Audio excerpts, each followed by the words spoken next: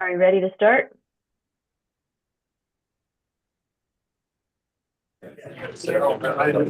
Give us just another minute or two, Joanne. Okay. Okay,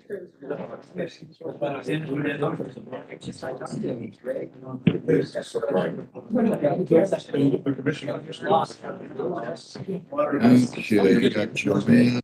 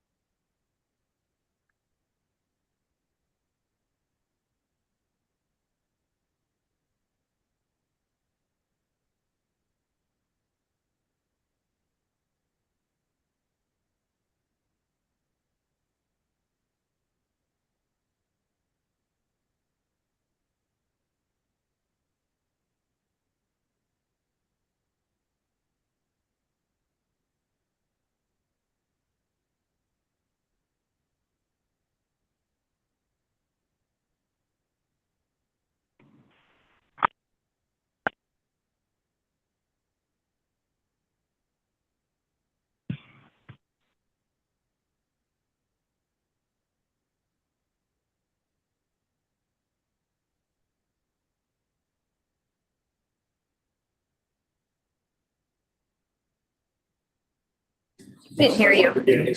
Oh. I had us muted. Oh, can she hear me now? I just texted Jeff real quick. Okay. I think he hopped into the wrong meeting. Okay, we're missing Jeff and Dean from the finance committee. Okay. I'm not sure if I expect Dean since he's in Mexico at the moment. But I do expect Jeff, so. I'm here.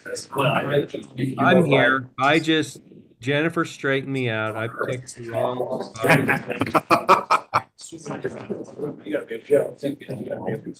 Okay, we are ready to start whenever you are, Joanne, and I can gavel us to order in the room here.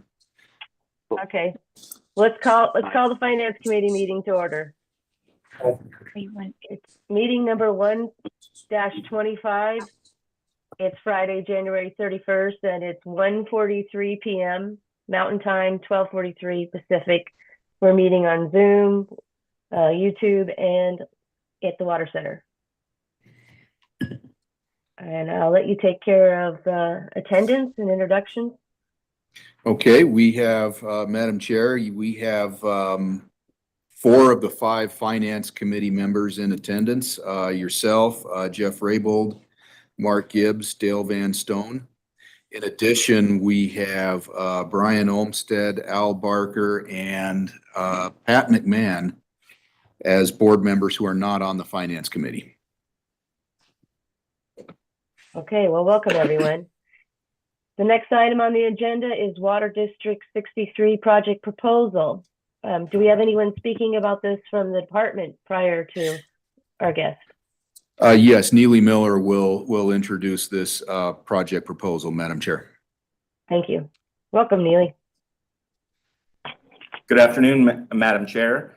Today I'll be introducing a presentation on the Treasure Valley Water Supply Project from Water District 63.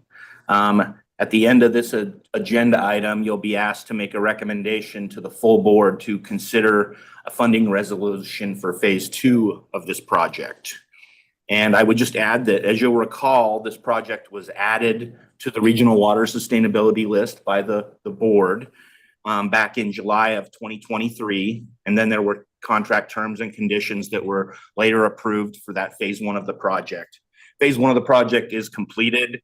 And it focused on the installation of measuring equipment on drains and automation. And phase 2 of this project will project future return flows and develop real-time flow trends to inform Water District 63 delivery operations.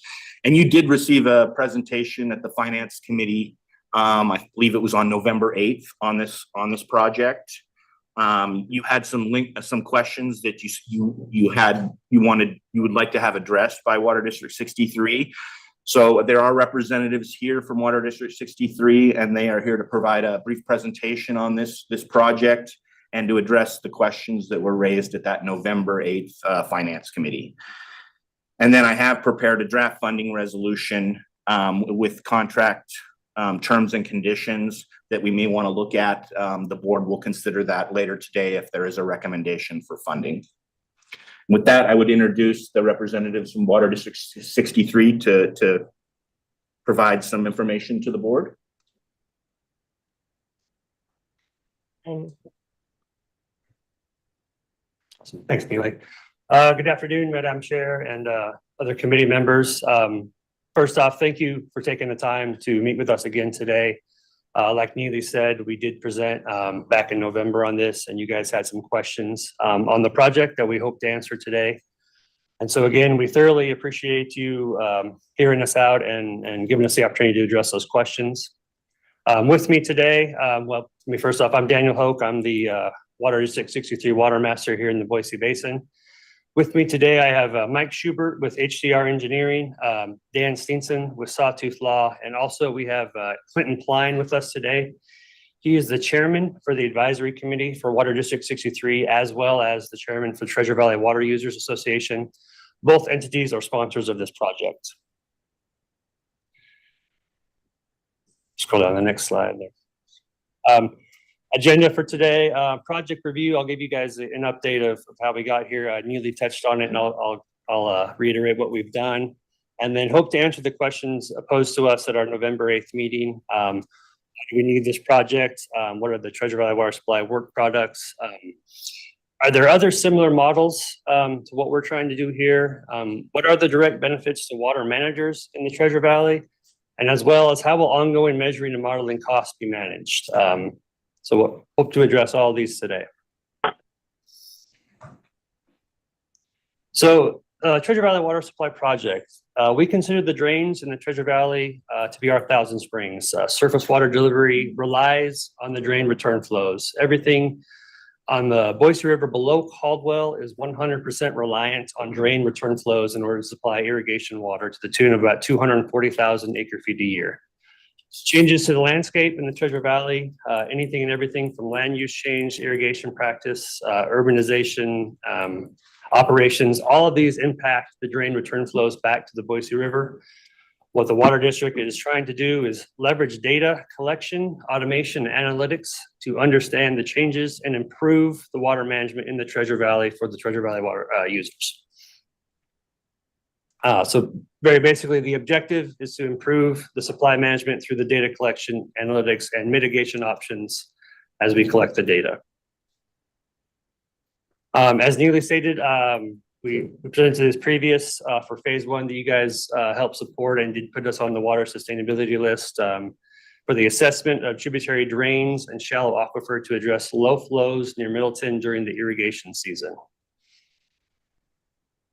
Here's a list of our project partners. Obviously, the Water District, there's private entities with Veolia and Idaho Power, multiple cities up and down the river, along with Ada and Canyon County. Boise State University, their time in allowing students to help us with our drain projects. All of these have contributed their time and money in phase one and into phase two of the Treasure Valley Water Supply Project. So back to what caused us to start this project. This is our green bar sheet. Very briefly, the first yellow marker in the middle of the screen shows natural flow remaining, which was 0. On this day, this continued for about a week. In June of 22, we had no water to deliver to the lower Boise River. We did not know that at the time. This is pre-telemetry on the river. The only reason we knew is we got a phone call, drove down there one afternoon and saw there was very little water in the river, not enough to make deliveries. Between what was returning with reach gains and the drains, we did not have enough water to the tune of about 150 CFS short. So we stepped in, tried to determine what was causing the issue. Next slide there, Neely. So on that particular day, you see here, these are the drains that return in that stretch of the river. We have the 5-year average of the drains, their average flow on that particular day and the difference. Obviously, every drain, aside from one, had a decline, a couple of them massive declines in return flows. We think we've identified this particular issue as to what caused it. So we wanted to make sure that A, this was the issue, and B, was this a one-off? Was this just a blip? So we took some historical data, next slide, of the mean monthly flows of all the drains, and we see a steady decline, especially during the irrigation season. The drains were declining. Most years we've had a little uptick in the last year or two, but still below historical levels needed to deliver water to the lower Boise River. So this is the Treasure Valley Water Supply Project. It's a planned 3-phase project. As newly stated, phase 1 is complete. That is the installation of the telemetry equipment along drains that we are currently, to this day, collecting data and using to analyze and model going forward. What phase 2, what we're hoping for today, is the monitoring and analysis. This is about 2 years of the continuing of collecting of data, along with using that data in real time to address flows and to use that to build our analytics going forward. And this will hopefully lead us to phase 3 to help us with water management of the river, as long with mitigation alternatives. What can we do based on the information provided to mitigate future problems and shortfalls of water issues on the river? So as I stated, phase 1 is complete. That is the equipment installation, along with the Boise River mass balance, a trend analysis, and a tributary flow evaluation done by HDR. This is a map of the monitoring sites in the Treasure Valley. This is all along in that stretch of Caldwell-Nampa that returns back to the river. These aren't just drain flows, these are also drain spills. These are operational spills from irrigation districts back into the drains, along with operational returns from the drains. This tracks 15 Mile Creek, Mason Creek, and Indian Creek, all of which return in that stretch of the river where we had the shortfalls in June of 22. So with that, I will turn it over to Mr. Schubert with HDR. He will help explain why we need this model going forward. Mr. Chair or Madam Chair, Yes. Daniel, I just have one question, and that is, when you go back to your slide that said you were 163 CFS short. Yeah. But that there were still 500 CFS of water coming in from the drains, yet there was no water in the river. Can you enlighten me on that? Yeah, so 2 things. One, there was flow-og water in the river, which is, we're not allowed to deliver. That is, obviously, we have to keep that in the channel of the river. And with the CFS that was remaining, there are 5 deliveries in that reach, that particular reach. And the 500 CFS is not enough to deliver to all 5 entities. So the shortfall being about 150 CFS to make all deliveries available. Okay, got it. Do you want the Thank green you. bar sheet? Oh, No, that answers it. all right, thank you.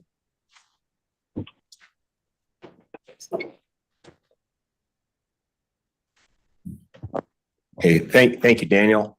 Again, my name is Mike Schubert. I'm a water resources engineer with HDR, and we're assisting Water District 63 with the implementation of the Treasure Valley Water Supply Project. So one of the questions, and there are, I think, a few different questions about the nature of the model. Why do we need this specific model? Why do we need this specific tool to answer the questions that the Water District and the water users within Water District 63 have? And so I think this starts with understanding the surface, the groundwater model, the surface water model, how they interplay, and what one does and doesn't do. When we're looking to understand water available for delivery, both in the Boise River and the drains during irrigation season, the water in these drains is and in the river is a function of not just reservoir releases, but spills, operational spills to the drains, reuse within the drain and canal network, the direct returns of flow to the drain, runoff from fields, as well as groundwater and surface water interaction. And so the diagram on the left side of this figure shows a grayed out area. That area is essentially what the groundwater, the Treasure Valley groundwater model is capable of evaluating. It looks at and determines a water table elevation based on interaction with wells and interaction with surface water. What it doesn't have the ability to look at are spills, reuse, returns, direct runoff from field, those other components that are critical in understanding how much water is actually available, surface water is available during irrigation season. We took a look at the Treasure Valley groundwater model, specifically in the Mason Creek area. And I think the image on the lower right-hand corner illustrates the comparison of the resolution of data we need to evaluate groundwater inflows and what the Treasure Valley groundwater model gives us. So the Treasure Valley groundwater model was calibrated during winter months based on a drain shed average of flow at the mouth of that drain to the Boise River. So there's no consideration then for field runoff. Again, it was not, it wasn't calibrated during irrigation season. For diversions, returns, pump backs, reuse, or seepage, or even seepage loss from these drains. And so when we're answering these questions about surface water availability, the simple answer is the Treasure Valley groundwater model was not designed to answer this question. It wasn't calibrated to the conditions for which we're trying to answer the question. And ultimately it doesn't have the capability of simulating the flow in the drains in the Boise River during irrigation season. And that's why, that's really why we're developing the modeling and analytics associated with this. So we can project and anticipate return flows to the Boise River given the groundwater trends that we see. So the groundwater model is important to this, but doesn't give us the complete picture. Given the development trends, obviously the Treasure Valley is seeing a rapid conversion of agricultural fields to urbanized areas. That changes the way return flows and recharge ultimately return to the Boise River. Changes in irrigation delivery and efficiency, and then even the Water Resource Board has funded aquifer recharge scenarios where we've looked at where Brown and Caldwell has looked at specific recharge scenarios and how those would influence groundwater elevations. What those don't tell us is which drain segments, where specifically in the Boise River might that improve deliverable water during irrigation season. And so this model and this project aims to give us that information on available surface water during irrigation season. There's a kind of a second question about what specifically these work products are. And so I'll kind of go through each one of the line items in the cost so the Water Resource Board understands all the elements of the project. So there are 2 years of data collection. This is the work that the Water District, the Water Master, and the Deputy Water Master will do in collecting drain flow measurements at this dense network of measurement sites, the cleaning and the site maintenance associated with these. These costs are in-kind costs incurred by the district in the district's budget that have been approved and will be used and are part of the project as a whole. Each one of these sites requires a subscription. This is for the wireless telemetry, and so those are managed through Ethos Connected. The costs on the telemetry in each one of those sites is $84 per month per site, and so the costs associated with managing the subscription of this dense sensor network throughout the 2-year duration of this project are included in the project costs. A real-time data dashboard, and what this is so this builds on the data that are being collected at each one of these sensors to provide quick information, estimates to the Water District on how much deliverable water is available in the Boise River at the diversions, and how much available water is, or how much deliverable water is coming back in the drains. And so this takes the data that we're collecting and turns it into a decision tool or a management tool that the district can then say, okay, we have the deliverable water at this location. And then the surface water model. So this is the long-term forecasting. So, with that dense network of sensors that Daniel showed, we are measuring, as he said, spills to the drains. We're measuring the return flows, the direct return flows to the drains, diversions or reuse from the drains, and then flows in the drains intermediately. And in doing so, we can calculate we know what's coming in, what's going out. We can also calculate direct field runoff based on crop type, irrigation type, and evapotranspiration. So then what's left there is groundwater gains and losses. And so we can calculate those gains and losses at a reach by reach scale. And so instead of using the coarse groundwater model, which again, as I said, wasn't designed for answering this question, we can make determinations on, okay, how much water is actually coming back to this reach from groundwater based on real data we're collecting in real time.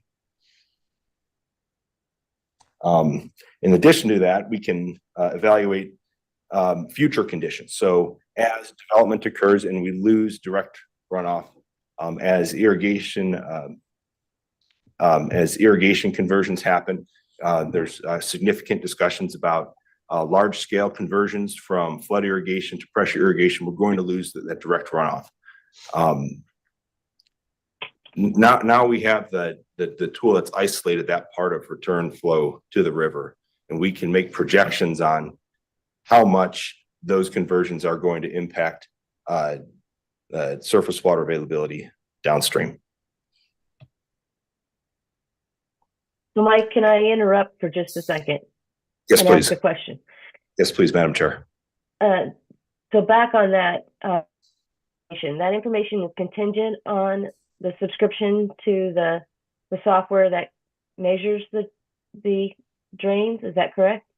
Yes. So we're collecting 2 years of data, and having those data is contingent on maintaining a subscription to the telemetry network. And after the 2 years, will the subscription be maintained? So we've got a slide to talk about that. I'll give you the brief answer, and then I'll let Daniel talk through that. The plan would be, we're going to collect data in this dense sensor network for 2 years. At the end of that 2-year period, we'll have a better idea for which areas, which areas are most critical to monitor, through the irrigation season, which ones vary and which ones don't, which ones are changing and which ones aren't. And that would inform, okay, how many of these sensors need to be maintained moving forward. And so the costs for that would be evaluated by the water users based on the utility of the data. And then the water district would look to fund through either the water district's budget, stakeholders, or other grant funding. Right. Thank you for that. Is there any You're other welcome. questions? Move on. Not seeing any. Yep, Joanne, Mr. this is Madam Jeff. Chair, Thanks I for can- asking that question. Because I was concerned when he quoted the price for the Ethos subscription, it was a lot different than what I thought it was, but that was all of them, not just per unit, as I understand it. Madam Chair, Yes. the Ethos subscriptions, we already have, and the water board at least has funded the cost originally for some monitoring of the head gates, right? So is this this is different. This is in addition to the monitoring of the head gates that are already being done in the valley? That's a question for, I think, Daniel to answer. Yes. So these subscriptions, so the network, I'll back up just a little bit. The network is an extension of what we've done on the Boise River for monitoring of all the versions off the Boise River. These subscriptions here are a little bit more than what we pay for those because of the constant updating of the rating curves and the more time necessary to keep the data accurate. So at the end of the 2 years, as Michael was saying, the plan is to evaluate and establish which ones we want to keep, which ones are useful to the water district, take that to the water users to continue for funding, and ones that we don't, we can repurpose, we can reevaluate on what to do with those going forward. So Right, but you also already have ethos subscriptions for the head gates on the river, right? correct, yes, yeah. And this is to go up into the drains, not, the first part was for what was going on the river diversions, correct? Yes, correct. Yeah, that is Okay. correct. Yeah, that, like, I like to explain this, yeah, as an extension of the network we've already have on the river. This is just an extension up into the drains. So, yeah. Okay, and so did we answer board member Raybould's question about $84 a month for 50 sites for 2 years? Yeah, this is Board Member Raybould, Madam Chairman. I do understand now. I was a little confused. My chin hit my desk when I seen that $84 per month because my water district's installing a lot of these right now. So Yeah, we at the water district and our sites on the river that we track for our accounting purposes, we pay $10 a month. So like I said, these are more because of the more time it takes on Ethos's end to do the rating curve updates and the technical support, because they require constant attention versus a fixed measuring device. And so that's why, as we're saying, going forward, we'll establish which ones are vital to keep and which ones aren't. So thank you, Madam Chair. Yes, and thank you, Daniel, for the description, the detailed description. I think we're ready to move on. Yep.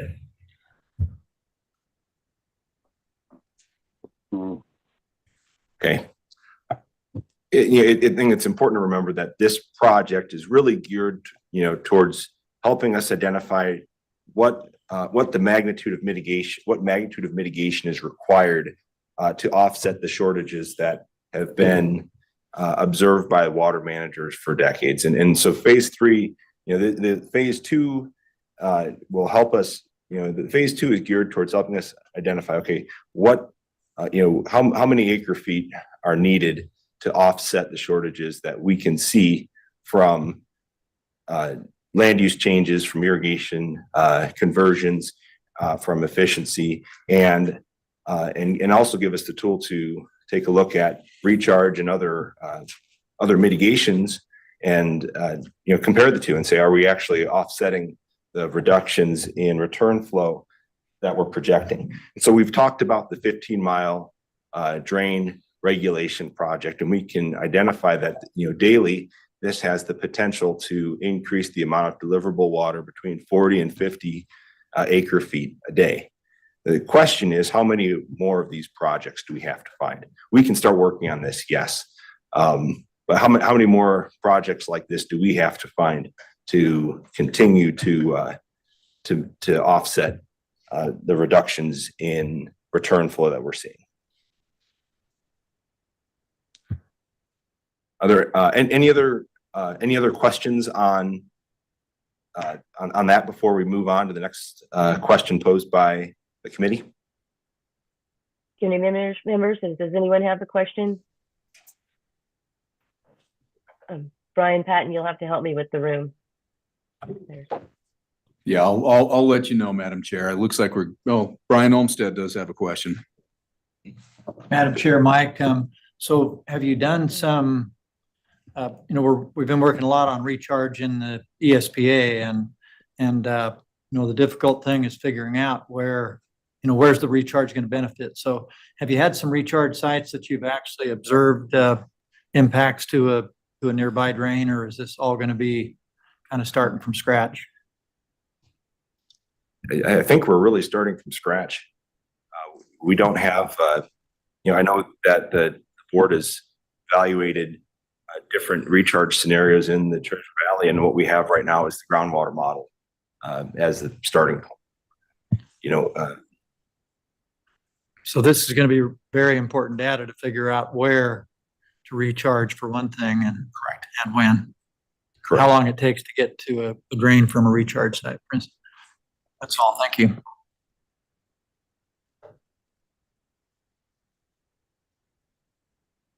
All right, I think we're ready to move forward. Thank you, Madam Chair. There's another question that was posed at the November meeting about other similar surface water models in Idaho and elsewhere. So really quickly, I did a summary of other efforts that I'm aware of that leverage surface water modeling. Now, the scale on these obviously varies and the specific questions that the model answer varies, but the type of model, the surface water model that, and the types of software that we use are employed across Idaho and across the West to answer questions about surface water availability from changes in hydrology and changes in management. And we have them in Idaho with the Upper Snake Riverware model, which is used to estimate flow in the Snake River based on diversions, returns, and reservoir operations. Idaho Power Company also has a stream flow forecasting model that's used to forecast flows to the hydropower projects based, again, on groundwater returns, surface water returns, diversions, and reservoir operations. And then even, the modeling done across the state line with Idaho and Utah and the Bear River Collective modeling. This is another riverware model that estimates future flow conditions in the Bear based on changes in water management upstream. So these surface water models are used in Idaho and then really across the West to answer similar questions. So, when we look to other states, Utah, Arizona, California, Nebraska, these are, the state of the practice in determining surface water availability.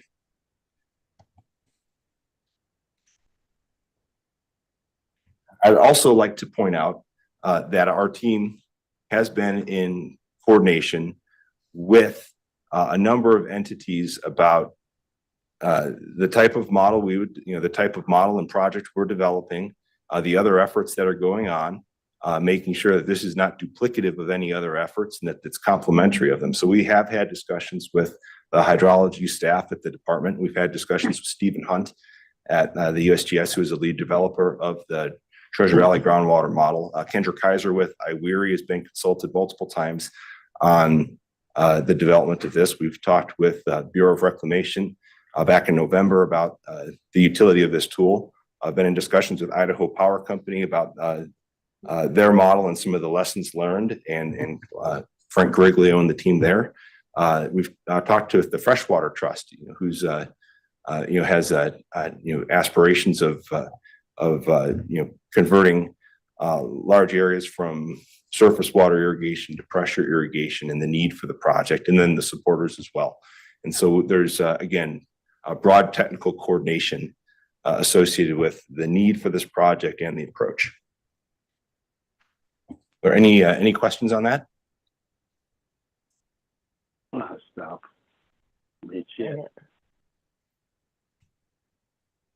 Dale, did you have a question? No, I'm good. Okay, thank you. Thank you. I'll turn it back over to Daniel Hoke to discuss the benefits of the project.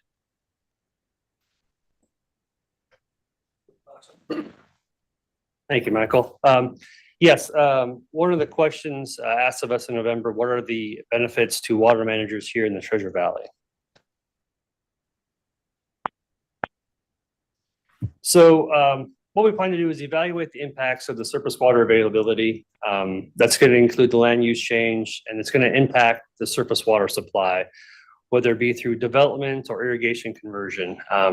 With the data, we hope to evaluate long-term sufficiency of the drain flows for development. There's pump backs that water managers use, there's drain reuse and irrigation districts. So this data is hopefully will be made available to them to use in their day-to-day operations and understanding of fluctuations and changes, i.e. if a drain is declining and they may not have water available for their irrigation practices, that we have the information available to them to make adjustments essentially on the fly with the real-time data. So given the changes in the watershed with, again, the development, irrigation, crop, groundwater, so will the return flows to the Boise River be sufficient to meet demands downstream of Caldwell?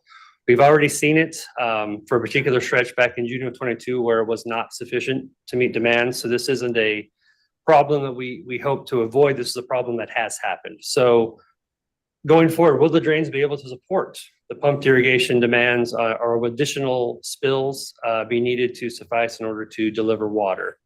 These are all questions we're going to answer with the data we're collecting. How much reuse can we plan to have long-term? And then, as Michael was talking about, will proposed recharge scenarios offset drain declines? What areas or options do we have in that capacity that are going to allow us to sustain drain flows in a form of mitigation for shortfalls in water supply? These are all kind of short-term and long-term questions and solutions we hope to determine with the data we're collecting. Direct benefits to water users on a day-to-day operations. You guys saw the development of the dashboard and the data to see in the real-time flows and trends, and then using that to project in the drains of the Boise River. The monitor, the flow in the drains, they are reused for water supply. This water is used multiple times throughout the Treasure Valley. So understanding that and where it's coming from and if they are changing, it is imperative to everybody because it has a very downstream effect. And then obviously seeing these before they happen, instead of waiting for the shortfall to happen, we see it beforehand. And what, if anything, we can do to either to mitigate, notify, manage, whatever the scenario is to essentially prevent shortfalls in the river before they happen, trying to be proactive as we can with the issue going forward.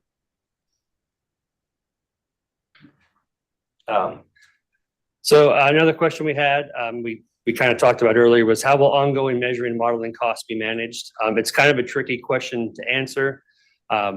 The data is going to dictate where we go with this.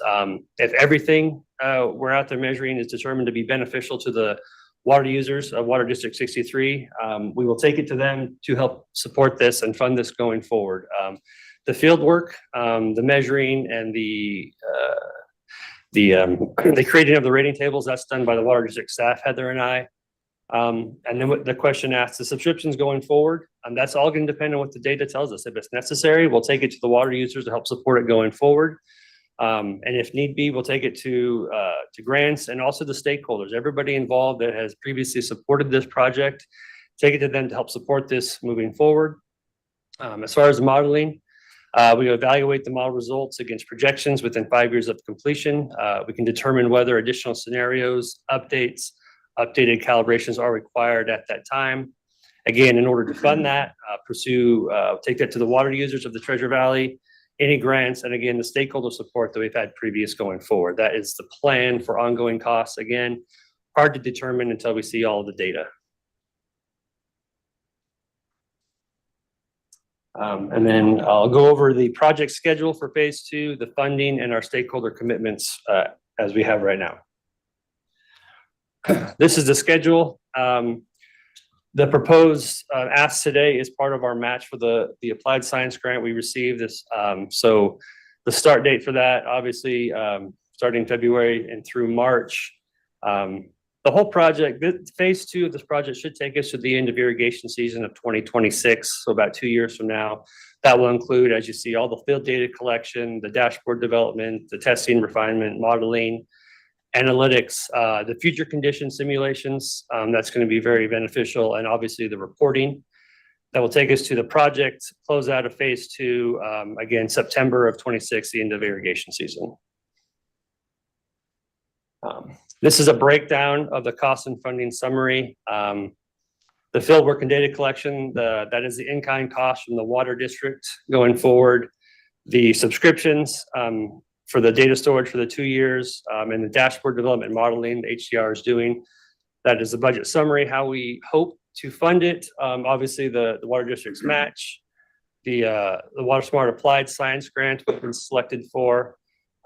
We have some previous phase 1 sponsors in there that have supported into phase 2 as well. That is a continuing avenue we're going to keep going down to keep gathering funding going forward for phase 2. And then obviously the ask of the resource board today for $318,820 for phase 2 of this project. Are there any questions with any of that? Yes, I have a question for you on that one. That looks like a little bit less than what you requested in November. Is that pencil sharpened or something changed? Yes, Madam Chair, you are correct. This is slightly less than what we asked for. Part of our applied science grant with the schedule on that, we decided not to try to extend that. So we've actually condensed this down and knocked a year off of the study to accommodate our grant. So what that's less cost for the subscription network, less cost to the water users, and obviously resulting in less ask of you guys today for funding going forward. So same idea what we're trying to do. We've just knocked off some time, therefore knocked off some costs of phase 2. So that is a correct number. And yes, you are correct. That is less than what we asked for before. Yes. We that, but don't want to compromise the project. No, I appreciate that. And we feel that this, even with the cutoff, it is going to be a time crunch, especially for HDR. But given where we're at, we can definitely make it work. We're all committed to the project and keeping this going forward. So this works for us. So I guess is the best way to answer that. But yeah. Okay, committee members, are there any other questions about the funding request? Other board members? Madam Chair, Yes. I guess two questions, Daniel. One is it the plan to try to implement some of the projects during this 2-year period? Or is this 2-year period just going to be nothing but studies? Yes, Mr. Barker. Yes. So we do break this down in phase 1, 2, and 3, but that doesn't mean that there isn't phase 3 options going forward. We are currently working on mitigation. So this isn't just part of the study. This is hopefully leading to mitigation, which is our phase 3 and whatever better management we can do going forward. So there is this. But there's no mitigation money in this budget. Correct. Yes. This is just for the phase 2. This is just for the analytics and modeling, but there is ongoing discussions and options for phase 3 going. Yeah, that is ongoing as well, separate of this, but kind of going coinciding with it. Yes. And maybe this is I'll skip over that. What I guess the other thing I'll comment on is I'm a little disappointed we didn't get more participation from your other participants and your sponsors of your program. And that was one of the things we talked about last fall. Doesn't look like we're very successful in shaking the bushes. Yes, Mr. Barker. I will. Dan Stevenson can help answer that question as well. But we do have funding support, obviously, from Flood Control District 10 and Treasure Valley Water Supply. And the water district's in-kind costs, I mean, I feel the water district does represent all water users up and down. So there is some buy-in and from everybody involved. Going forward, though, we do have plans to do what we call a roadshow to go back to all these entities again. When we initially talked with all the previous sponsors, we told them we were going to be coming back for continuing funding, whether it be phase 2 or phase 3. So again, I'll let Dan speak to that, but the plan is to go to them, continue to get funding, and that will lower our costs going forward. So I guess I'll just comment where I'm disappointed, Daniel, not in you or the water district, is in the cities and the counties who stand to have a pretty good, I mean, if this information can help them make decisions on their land use planning and how that's going to affect water supply, and they just don't seem to be willing to step up and try to find the answers to those questions. They expect somebody else to bring it to them. That's disappointing to me that we don't have participation from those other people who were sponsors of the first part of the program. And that's, again, not a criticism of the water district at all. It's just a disappointment. Okay. Yeah, thank you for that comment, Mr. Barker. With that, I would like to turn it over to Dan Stevenson to discuss our Madam Chair, project support. Daniel, can Sorry, I yeah. ask one question first? Yeah, sorry. So assuming that recharge is going to be one of the mitigation options, and I think it's got to be, but I don't know the rules in this area. So can you recharge when there's additional natural flow available if the reservoirs are full, or is the only recharge source leased water from storage holders? Great question. I'm not sure if I can fully answer that. I think the kind of where we're at is the trying to understand where, when and where it's available or it would be beneficial. And then from there, be a discussion as far as how that would happen. It's a great question. That's something we hope to answer, but I don't have a great answer for you Madam now. Chair, Brian, that was part of the task of the groundwater study that Brown and Caldwell did, was to find out where and how. And unfortunately, in this valley, you got to get water away from the river in order to do any recharge. And so you got to find a way to use the canal systems. So like everywhere else in the Upper Snake where we have that problem, we've got limitations on what the canal systems can carry and find the right places to put recharge.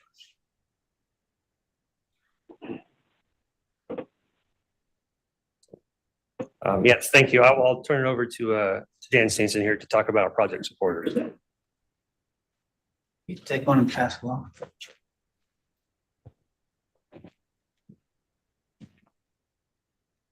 Good afternoon, Madam Chair, members of the committee, staff. Thank you. I want to thank you, as Daniel did, for your time this afternoon to consider the Treasure Valley Water Supply Project Phase 2 grant application that we filed with the Water Resource Board. I represent the Treasure Valley Water Use Association and a number of water delivery organizations in the Treasure Valley. And I've been working on this project since its inception with the Water District 63 Water Master and, excuse me, HDR. Neely, do the members of the committee who are appearing or participating virtually, do they have a copy of this spreadsheet that we distributed to you? So you can see this presentation on Zoom right now. Okay. So Al, Madam Chair, Al, to your question about participation, the slide that hopefully you who are participating virtually can read, and we've handed out a hard copy here today, and I've just handed it out to all of you all, shows the project cost and those who are contributing to finance the project. So in the first column, you'll see the sponsors, Water District 63 and the Treasure Valley Water Use Association. Their aggregate contribution is just over $68,000. You'll see our grant applications. The Water Smart grant, as Dan mentioned, of $391,980. Part of the urgency in meeting with you today is that in order to secure that grant, the Bureau of Reclamation wants us to complete a grant agreement this coming month. And so we need to assure them that we have sufficient match to satisfy their grant requirements. So you see the aggregate of the grant applications is a little over $710,000. Then in the next column, you'll see shown the Phase 1 stakeholders. Those are stakeholders who contributed financially to the first phase of the project, as Daniel and or Michael mentioned earlier. And so once we know whether we have sufficient grant funds for Phase 2 to go forward, as Daniel mentioned, we'll resume what we fondly call our roadshow to solicit funds from these Phase 1 stakeholders. And when we solicited funds from them the first go around, we made sure they knew that we'd likely be returning to their doorstep. So they should be at least anticipating, if we're successful with the grant applications, to see us again. Then in the next column, you'll see the percentage of project cost commitment. And then the total commitments to date, aggregating $465,000 and change. And then we've actually received $5,000 from Flood District 10. So we have a little money in the kitty. Our intent then is, as you'll see in the note at the bottom of the spreadsheet, that with the grant funding, the stakeholder funding that we receive from our roadshow, if you will, those funds will reduce dollar for dollar the amount that we will need to receive from the Water Resource Board's grant if you approve it. So what we are anticipating is that the net commitment from the Water Resource Board would be less than the $318,820 you see by as much as $60,000, if not more. We'll ask for more. We'll knock on more doors. Hopefully we'll be successful in that regard. And then also in the material I handed out here and that I think you have that maybe you who are participating virtually have, or perhaps you don't, are the commitment letters that the Bureau of Reclamation requires of us from the Water District 63, the Treasure Valley Water Use Association, and Boise River Flood Control District number 10, verifying their commitments. And so, Madam Chairman, members of the committee, I'd be happy to answer any other questions you might have. But again, thank you so much for your time on a mid-Friday afternoon. Yeah. Thank you, Dan. The committee did receive of the support letters via email in our packet. Great, thank you. So are there And any then- questions by the committee? Then, Madam Chair, have- Clinton, oh, go Yes, ahead. Go ahead. Yeah, you go ahead. I was just gonna say Clinton Pline is here to follow me with his expression of appreciation for your consideration too. So he'd just take a minute or two of your time. Okay. So if that's it for me, Clinton, you're up. Thank you, Dan. Good to see you again, Madam Chairman. And you too. Yeah, my name's Clinton Pline, as Daniel Hoke mentioned earlier, and I serve two roles. One is president of Treasure Valley Water Users Association, which is we've been in business for 9 years, representing the water interest in Water District 6 or in the Boise River Basin, which is Water District 63. And I also serve as chairman of the advisory committee for Water District 63. So the two organizations have one common bond, which is the Boise River. And both those organizations have come together and are the primary proponents of this project. Anyway, I just want to express my thanks to you for helping us with funding in phase one. We would appreciate your continued financial support in phase two and probably in phase three also when we get there. We'll talk about that then, but I just wanted to thank you for the opportunity to help this project along. So I'll stand for any questions if you have any. Committee members, any questions for Mr. Klein? All right, thank you. All right, thank you.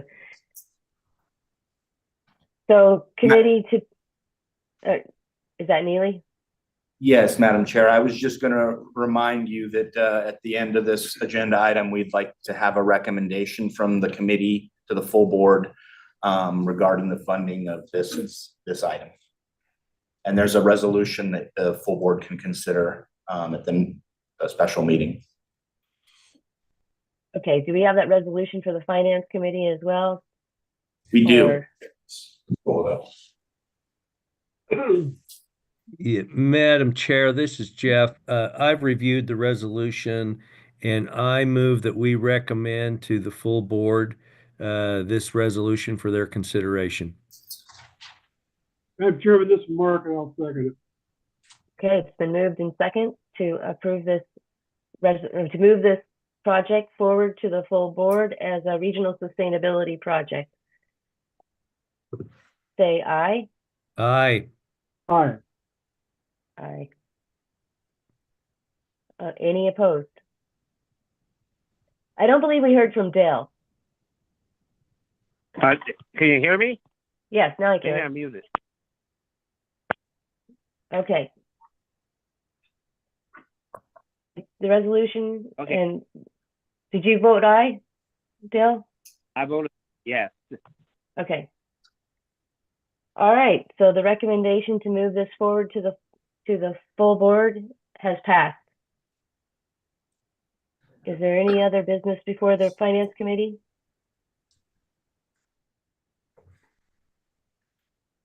Okay, Madam Chair, before the finance committee adjourns, just some logistics. We'll do the same as we did before. When the finance committee adjourns, we'll take a few minutes and then reconvene as the full board for special board meeting number 225. And the full board will consider the recommendation that the finance committee just made. Okay. Is there a motion to adjourn the finance committee? I so move. It's Dale.